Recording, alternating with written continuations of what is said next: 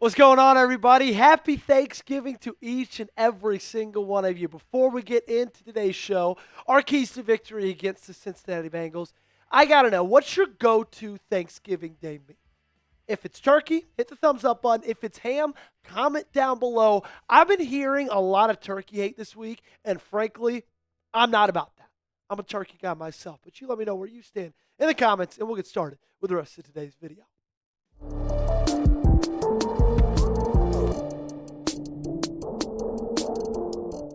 It's time for another AFC North matchup, ladies and gentlemen. And this time, for the first time, you are playing the Cincinnati Bengals. Baltimore Ravens opening up as 7.5-point favorites. Over under right now, 51.5. It's Thanksgiving night football. What more could you want? What more could you need? I could not be more excited. And reminder, we're going to be live for the game later tonight. Make sure you subscribe, turn on those notifications, so that way you don't miss our live stream and our watch party. Keys to victory, number one, you got to be better on third down, okay?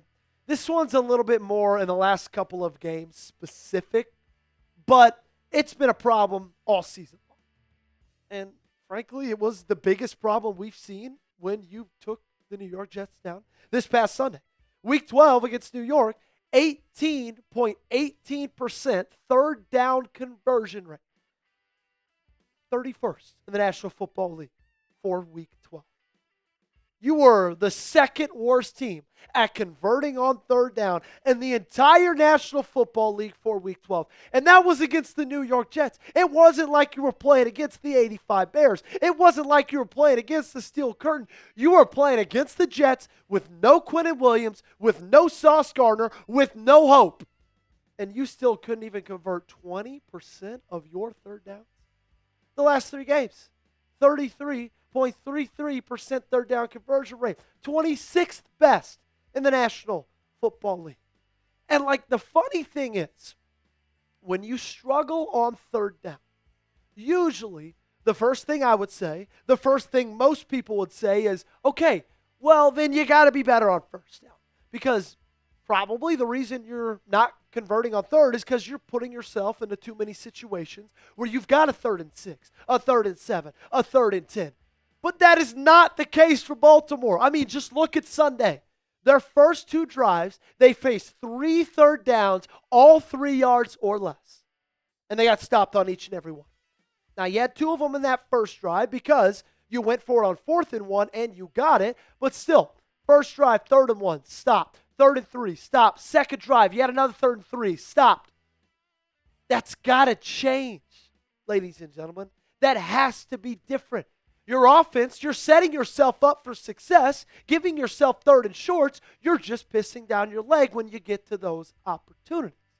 You got to convert. You got to keep these drives going. You got to stop the 3 and outs, okay? Especially against a team like Cincinnati that's going to be able to put up some points. One of the reasons that they're going to be able to put up some points is because they've got Jamar Chase as their wide receiver 1, who I would argue is the wide receiver 1 in all of college football. And that's my key to victory number 2, is stop Jamar Chase. If you think that's ridiculous, does anybody remember what he was able to do to you and this Baltimore Ravens secondary in 2024? If you don't, I would be happy to jog your memory. He had 2 absolute career games. Week 5, 10 catches, 193 yards, 2 touchdowns, scored from 70. Week 10, 5 weeks later, 11 catches, 177 yards, 12.6 yards a catch, 3 touchdowns, 70 yards. He went in for a touchdown. That is right, guys. He combined for 371 yards on 21 catches and 5 touchdowns. And you're not lucky enough to face the Cincinnati Bengals when he was in his 1-game suspension, because that is over. You will be seeing Jamar Chase tonight on Thursday Night Football. But you know who's going to be seeing him a little bit more up close and personal? That's Nate Wiggins. And that is who I need to have a massive game tonight. Look, Nate Wiggins has had a phenomenal season. And the best part about Nate Wiggins is he is still so young. I should have looked it up before I started recording this video. But I believe he's like 22. That's right. He just turned 22 in August. You're going to have a lot of Nate Wiggins in your future. Jamar Chase is going to have a lot of Nate Wiggins in his future. I think tonight is the night where he establishes himself as one of the best young quarterbacks in football. Vegas time. I'm setting the over-under 79.5 receiving yards for Jamar Chase. You let me know down below in that comment section, over or under. Let me know your answer. Key to victory number 3. This offensive line has got to do a better job at protecting Lamar Jackson. They've done a poor job of it all season long, and I really hope that's, different against the Cincinnati Bengals team that has struggled to get to the quarterback all season long and won't have Trey Hendrickson. Look, it's obvious. Lamar Jackson is not 100%. Okay? That's easy for you to see. That's easy for me to see. That's kind of been a thing for the entirety of this year. Week 4, dealt with a hamstring injury, out for 4 weeks. Then week 11, dealing with a knee. Week 12, dealing with an ankle. He is banged up. But that doesn't change the fact that his quarterback pressure rate is 37.9% through the first of his 8 games he's played this season. That's his highest in his career since 2018, okay? Where he wasn't even the full-time starter. The no blitz pressure rate allowed by Baltimore this year, 41.6%. That is last in the NFL. That means if the opposing team isn't blitzing, they still allow a quarterback pressure rate of 41.6%. That is no bueno, ladies and gentlemen. I don't care if this is your first day watching football. I don't care if it's your 1,000th year watching this sport. You know that is not good. You know what else isn't good, though? Cincinnati's pass rush. And like I said earlier, they're not going to be with their best pass rusher tonight, one of the best in the National Football League, in Trey Hendrickson. They've only got 15 sacks this season, second worst, second least. 121 quarterback pressures, quarterback pressure rate of 29.2%. Both of those bottom 5 in the NFL. So, if you can't protect them against Cincinnati, I don't know if you'll be able to protect them against anybody, frankly. Something I know that you guys need to take advantage of is our awesome friends over at PrizePicks. They're the sponsor of today's show, and the holiday season is here. It's so much fun because it's the best time of the year for sports. You got bowl games, basketball matchups, playoff pushes. It is all happening at once, and while you and I are out here making decisions every day, what gifts to buy, what to eat, which game to watch, there's one place where it feels good to be right. My wife couldn't even name 4 pro teams. Then we started playing on PrizePicks. Now every Saturday night, we're hanging out, breaking down who she's picking for her lineups on Sunday. It's the most exciting way to watch football.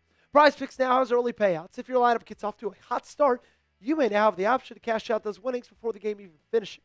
On PrizePicks, how you play is up to you. If you want flexibility, choose FlexPlay, where you can get paid even if one of your picks misses. And if you want the biggest payouts, go for the Power Play.